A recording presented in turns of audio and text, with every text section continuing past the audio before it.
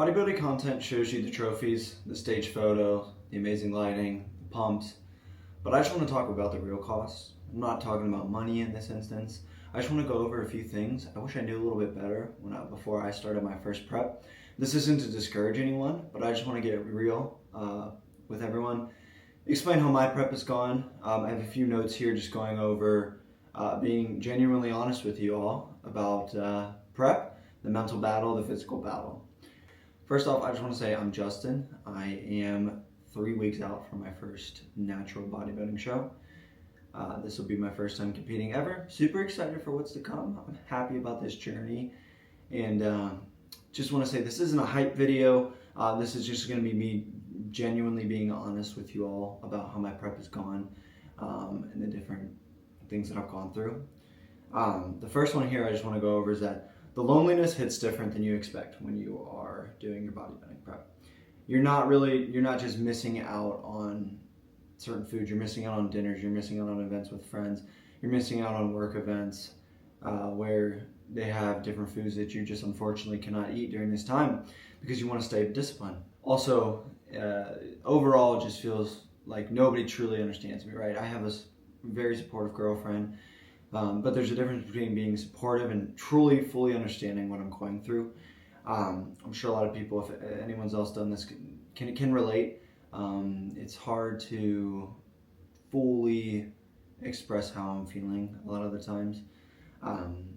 When you have those moments when you're just sitting there contemplating even moving the entire day, right?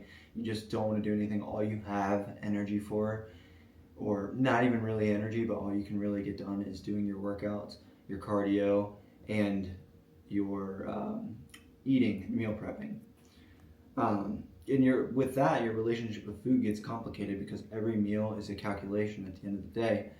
You're not really getting to eat the foods that you want to eat because you're basically eating for fuel, for accomplishing your goals.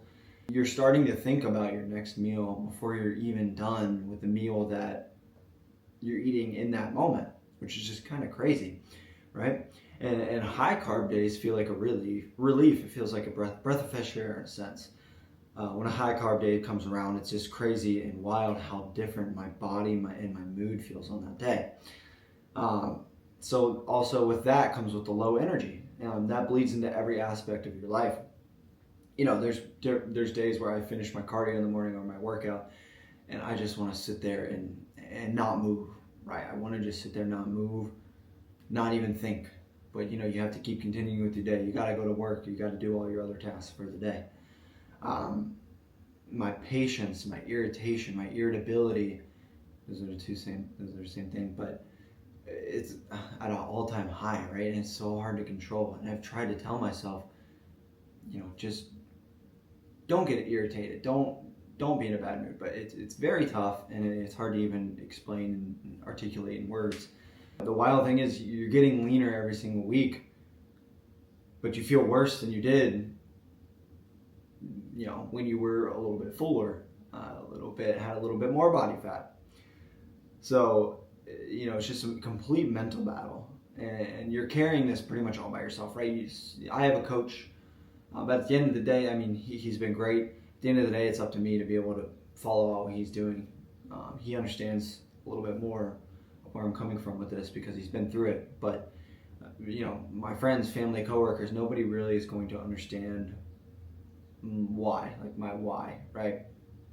And, at some point, you really just need to realize the only person that needs to believe in you is yourself. And that's the hardest and most freeing thing that prep has taught me so far. And really, honestly, a big part of why I'm doing this, I just want to be proud of myself, right? I want to be proud that I did this goal for months upon end and was able to get on stage in a sport that I've always wanted to try and get into. And then the fifth one, I don't even know if I've gone in order, but I'm kind of just going off of my head and off of my notes. The fifth one is you really start to question, is it even worth it? Is it even worth doing this bodybuilding show, right? Around 6 to 5 weeks out, I was struggling very much mentally. I wanted to quit so incredibly bad in this journey, but I kept going on. I have the date set. I signed up for the show.